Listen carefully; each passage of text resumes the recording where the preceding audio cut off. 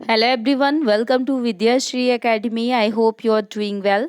आज हम डिस्कस करने वाले हैं एमपीपीएससी मेंस पेपर 1 हिस्ट्री का टेस्ट पेपर एनालिसिस। सबसे पहले शुरुआत करते हैं 3 मार्कर से। फर्स्ट क्वेश्चन है सुभद्रा कुमारी चौहान। ये नाम आपने बहुत ही अच्छे से सुना होगा। एक बहुत ही प्रमुख छायावादी कवित्री रही हैं सुभद्रा कुमारी चौहान जी। इनके बारे में आपको 3 पॉइंट लिखना है। तो सबसे पहले शुरुआत कर सकते हैं कि एक महान छायावादी कवित्री। इनका जन्म प्रयागराज में हुआ था और मृत्यु सिवनी में हुई थी। इनकी प्रमुख रचनाएं कौन कौन सी हैं? चूंकि एक बहुत ही फेमस कवित्री है, इसलिए इनकी रचनाओं को मेंशन करना जरूरी है। सबसे फेमस रचना है इनकी झांसी की रानी। आपने सुना भी होगा, बुंदेलो हरबोलो के मुँह हमने सुनी कहानी थी, खूब लड़ी मर्दानी वह तो झांसी वाली रानी थी। तो ये झांसी की रानी जो रचना हमने पढ़ी है बचपन में, वो सुभद्रा कुमारी चौहान जी ने लिखी थी। सेकंड जो इनकी फेमस रचना है वो है बिखरे मोती कविता संग्रह। रानी दुर्गावती विश्वविद्यालय जबलपुर जो पीठ है वो सुभद्रा कुमारी चौहान जी के सम्मान में ही बनाई गई है। सीधे सादे पत्र भी इन्हीं की रचना है। तो इस तरीके से इसमें से आपको जो भी 3 पॉइंट याद हो सकते हैं आप उनको लिख सकते हैं। सेकंड जो क्वेश्चन है वो है रानी अवंतीबाई। रानी अवंतीबाई के बारे में आपको 3 पॉइंट लिखने हैं। 3 मार्कर क्वेश्चन है। तो 1857 की क्रांति में मध्य प्रदेश के रामगढ़ जिले से इनका संबंध था और ये मध्य प्रदेश की प्रथम वीरांगना कहलाती हैं। तो महान क्रांतिकारी वीरांगना या प्रथम वीरांगना इनको बोला जा सकता है। और रानी अवंतीबाई जो जल विद्युत परियोजना है, जो जबलपुर में आपने बरगी डैम देखा होगा, तो वो रानी अवंतीबाई जल विद्युत परियोजना उसी बरगी डैम का नाम रखा गया है। और 1857 की क्रांति में मध्य प्रदेश की तरफ से प्रथम शहादत देने वाली जो वीरांगना थी वो भी कौन थी? रानी अवंतीबाई थी। तो इनके बारे में इतने फैक्ट आपको पता होने चाहिए। नेक्स्ट क्वेश्चन है भारत छोड़ो आंदोलन। Prelims as well as mains में ये क्वेश्चन पूछा गया है। तो भारत छोड़ो आंदोलन में हम बता सकते हैं, सबसे पहले आपको डेट बतानी पड़ेगी कि 8 या 9 अगस्त 1942 को इसकी शुरुआत हुई थी। भारत छोड़ो आंदोलन में एक बहुत ही फेमस नारा दिया गया था, करो या मरो और अंग्रेजों भारत छोड़ो। तो ये भी आपको यहाँ पर मेंशन करना पड़ेगा। क्रिप्स मिशन के उपरांत प्रथम नेतृत्व विहीन आंदोलन और इसमें पूर्ण स्वतंत्रता की मांग की गई थी भारत छोड़ो आंदोलन में। ये भी आपको यहाँ पर आप बता सकते हैं। स्थान क्या था? भारत छोड़ो आंदोलन की शुरुआत कहाँ से हुई थी? तो ग्वालियर टैंक जो कि मुंबई में स्थित है, यहाँ से इसकी शुरुआत हुई थी। और भारत छोड़ो आंदोलन के दौरान एक टर्म आता है 0 आवर। तो जो बड़े नेताओं की गिरफ्तारी थी, जैसे महात्मा गांधी, जवाहरलाल नेहरू, तो इनको जब गिरफ्तार किया गया था तो जो ये जो प्रक्रिया थी वो 0 आवर के अंतर्गत आती थी। आपको 3 मार्कर में 0 आवर भी अलग से पूछा जा सकता है। तो आप कमेंट बॉक्स में लिखकर बताएंगे कि 0 आवर में आप क्या 3 पॉइंट लिख सकते हैं। नेक्स्ट क्वेश्चन है गोलमेज आंदोलन। गोलमेज आंदोलन में क्या लिखा जा सकता है? तो साइमन कमीशन की रिपोर्ट की प्रस्तुति हेतु लंदन में आयोजित 3 गोलमेज सम्मेलन हुए थे। वो तीनों गोलमेज सम्मेलन की डेट आप चाहें तो लिख भी सकते हैं, नहीं चाहें तो आपकी मर्जी है। तो 1930 से लेकर 1932 तक द्वितीय सम्मेलन में गांधी जी ने भाग लिया था और कांग्रेस के द्वारा इन आंदोलन को क्या है, इन जो गोलमेज सम्मेलन हुए थे उसको बहिष्कृत किया गया था। तो इस तरीके से हिस्ट्री में सारे जो क्वेश्चंस हैं वो जो डेट वाले क्वेश्चन है या फैक्चुअल क्वेश्चन है तो उनको आपको याद करना पड़ेगा। नेक्स्ट क्वेश्चन है हरिजन सेवक संघ। तो हरिजन सेवक संघ की स्थापना किसने की थी? तो जो हरिजन शब्द है यहाँ पर वो 1932 में महात्मा गांधी जी के द्वारा हरिजन सेवक संघ की स्थापना की गई थी और इसमें अखिल भारतीय संघ के रूप में दलित वर्ग को समानता और अस्पृश्यता उन्मूलन उद्देश्य इसका रखा गया था। हरिजन सेवक संघ, जो हरिजन कम्युनिटी के लोग हैं उनको बहुत ही अस्पृश्यता तरीके से देखा जा सकता था, उनके साथ छुआछूत का व्यवहार किया जाता था। उसी को उन्मूलन करने के लिए, ये डिस्क्रिमिनेशन को रोकने के लिए महात्मा गांधी जी ने हरिजन सेवक संघ की स्थापना की थी। हरिजन या दलित को हरिजन बोला गया। हरिजन का मतलब क्या होता है? अगर हम इसको सेपरेट करते हैं तो हरि प्लस जन, हरि मतलब भगवान और जन मतलब जनता, मतलब ईश्वर का अवतार हरिजन को माना गया है। और सार्वजनिक मंदिरों में, स्कूलों में जहाँ जहाँ पर इनको जाने की रोक थी तो इनको उस रोक को हटाने का प्रयास भी महात्मा गांधी जी के द्वारा किया गया था। इतने पॉइंट आपको हरिजन सेवक संघ के बारे में पता होने चाहिए। नेक्स्ट क्वेश्चन है कराची अधिवेशन 1931। अब कराची अधिवेशन में क्या लिखा जा सकता है, तो कराची अधिवेशन सबसे पहले हम डेट बताएंगे कि ये कब कब हुआ था, सन बताना पड़ेगा। तो 1931 में। किसकी अध्यक्षता में हुआ था, तो सरदार वल्लभ भाई पटेल जी के नेतृत्व में कराची सेशन को क्या किया गया था, ऑर्गेनाइज किया गया था और दिल्ली समझौते को मंजूरी दी गई थी।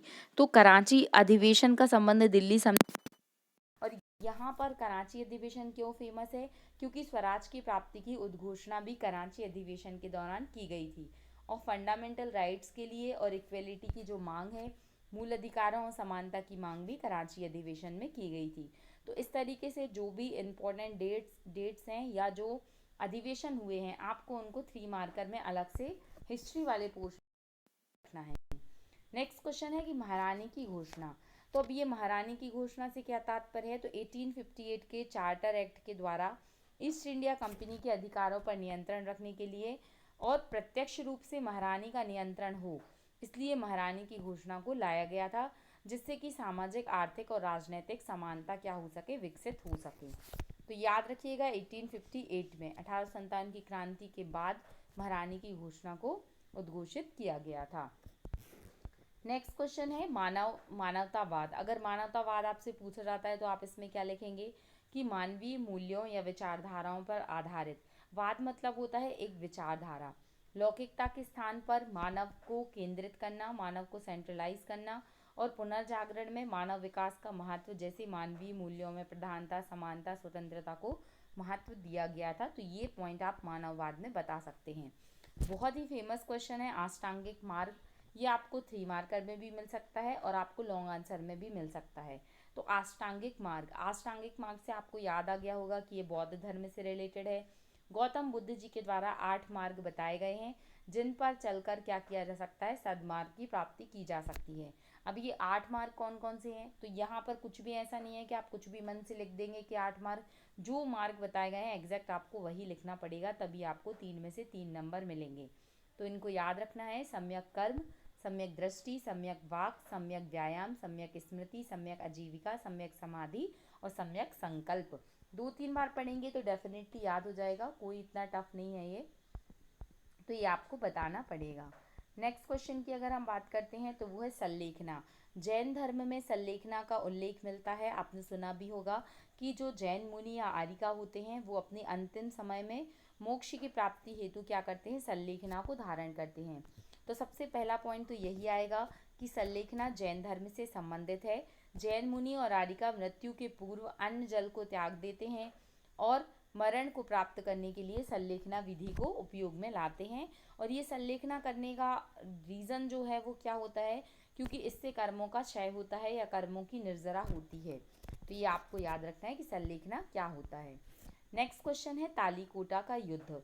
तालीकोटा का युद्ध, जब भी आपको हिस्ट्री में कोई इस तरीके का क्वेश्चन, कोई फेमस युद्ध पूछा जाता है या फेमस घटना पूछी जाती है और अगर क्वेश्चन 3 मार्कर में पूछा गया, तो याद रखिएगा कि सबसे पहले आपको वो डेट बतानी पड़ेगी कि ये हुआ कब है। तो 26 जनवरी 1565 में कर्नाटका, विजयनगर और दक्कन सल्तनत के मध्य क्या हुआ था, तालीकोटा का युद्ध हुआ था।